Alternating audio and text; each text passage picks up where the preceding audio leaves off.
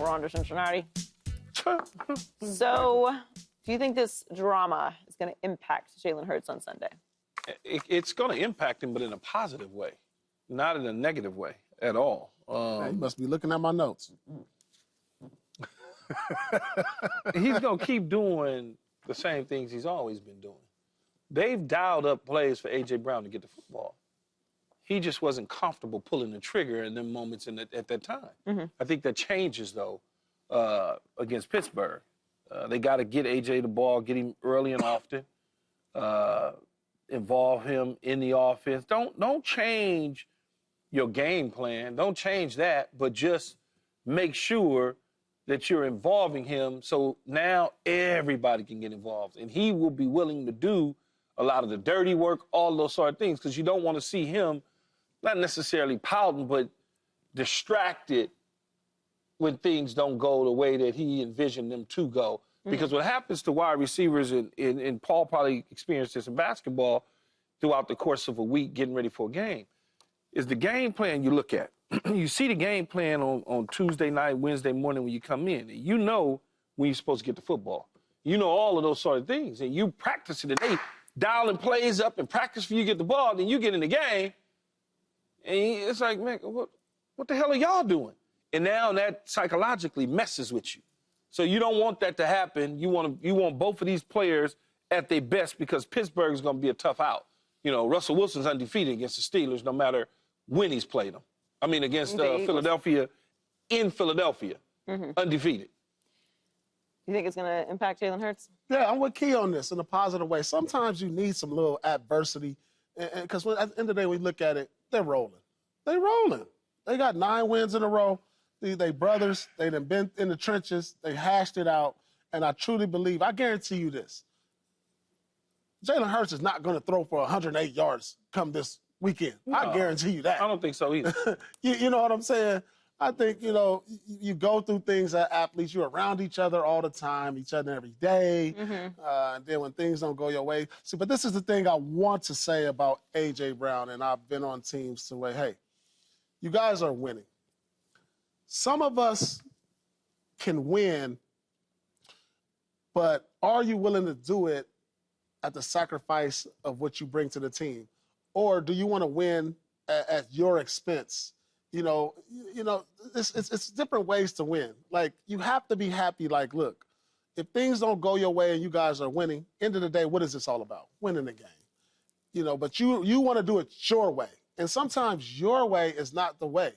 And I just want him to understand that, because the ultimate goal is a Super Bowl. But I truly believe that they'll hash it out, and Jalen and him will be on the same page. But hopefully it's not at the expense of trying to get him going. Just do what y'all do to win the game.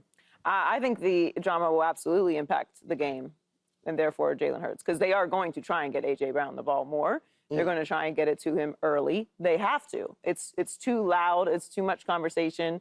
He drew attention to it with how he talked about it after the game, and then all of the drama since, and then all of the trying to quiet the drama. Well, one thing we know is they're going to try and get him involved early, and the Steelers also know that. So at what expense, right? So maybe they are cool now, but whether they're cool or not, we know that's going to be something that is going to be implemented. There are going to be results. There's causation to this drama. Now, does it mean that they're cool again? Does it mean that it doesn't work out, that they lose to the Steelers, that they beat the Steelers? We won't know until afterwards, which I find this game to be fascinating, because we're talking about it as if the Steelers have no shot in this game, just because the Eagles have been rolling. Like, the Steelers have a great defense. Well, the Steelers they may do what teams have. The Steelers have been rolling too.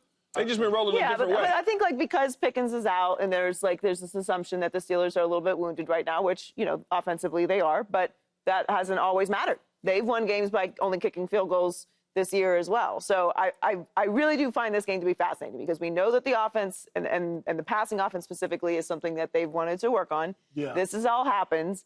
There is going to be a result to this drama. Whether it works out for them or not, we don't know yet. But no matter what, changes are going to be made because of this, because there's just been too much noise about it. The one thing I do fear about this game, if the Philadelphia Eagles lose, let's say this, if they lose and he doesn't get the ball, that's going to be a thing.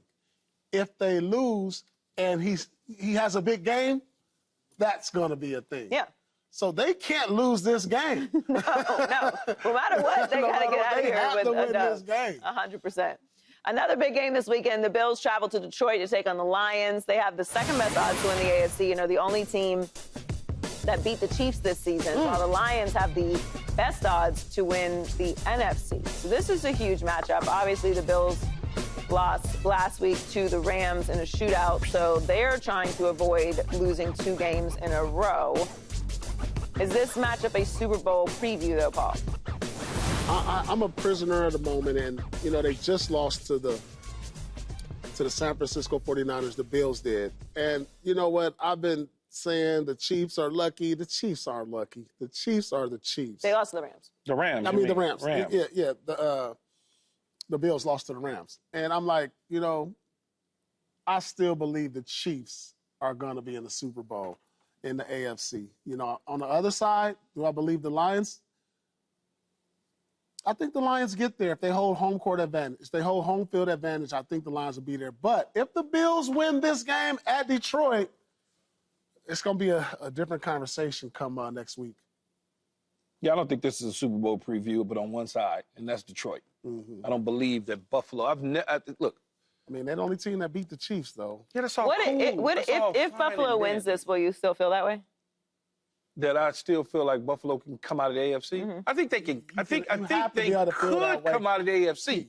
I think they could. You would have to feel that way if they beat the Lions in Detroit and you beat the Chiefs. So that means you beat the AFC best team and the NFC's best team. At the time that they've played them, they will have beaten both. That is correct, Paul. That's what I'm saying. So, like, if they beat the Lions, I got to believe this is the Super Bowl match. So I'm going to be watching this game as a Super Bowl. But the thing is I don't think they're going to beat the Lions. That's the thing, is I don't believe that they're going to beat the Lions. You're a big if guy. No, I don't believe it. I don't believe it at all. You're a big and the reason guy. I don't believe it, and Josh Allen has been amazing this year by himself at times. There's no question about it. I just don't think that against this particular this particular defense in Detroit creates so many different looks for the quarterback, pre-snap read, all the different things that Aaron Glenn likes to do, and the pressure in certain situations that he likes to bring. And Amari Cooper hasn't been the savior that we all thought he would have been coming over from Cleveland in the trade. He scored the touchdown. It was like, oh, yeah, okay, he got it. But it hasn't been like that. So I'm not, like, ready to just think that they're going to allow Josh Allen just run around with the football and be Houdini and do whatever it is that he wants to do against them. Buffalo's defense hasn't been the most stout defense in the AFC this year. They run the ball well in Detroit. They play action ball well. They got some receivers. They got a tight end. I just think it's going to be a different game for sure. Mm-hmm. But I believe the Lions at home will win this game very convincingly. I honestly do. Take them this week then. I'm taking them. Don't worry about who I'm picking. That's going to be your pick. Don't worry about who I'm picking and what I'm doing. I'm just saying, what's your pick? But if the Bills win. No, I probably still would feel like, and until somebody showed me something different, I still feel like Kansas City is going to be the team for like the third straight year. Yeah. For me, it's going to be hard to pick against the Bills if they do end up beating the Lions because they have beaten the Chiefs. They beat the Chiefs every single year in the regular season. That's it, though. I Not still... in the MVP, Josh Allen MVP year. Every year in the postseason. Every year, Paul, they beat them in the regular season. They had them at home last year. They did. Yeah. They limped in, walked in. It just feels different this year in Buffalo. It does. You know, they told me that last year, too. It just feels... Look, Kansas City Chiefs have got to go to Buffalo. It just feels different in Buffalo this year because Kansas City's coming to us. I know, I feel you. That's why I keep saying that they're gonna be in the Super Bowl. I think they're gonna three-peat because it's like I've seen this happen in the regular season before. But it will be tough to pick against them. Subscribe here to get the latest from Speak and go watch a few segments from our other shows on FS1.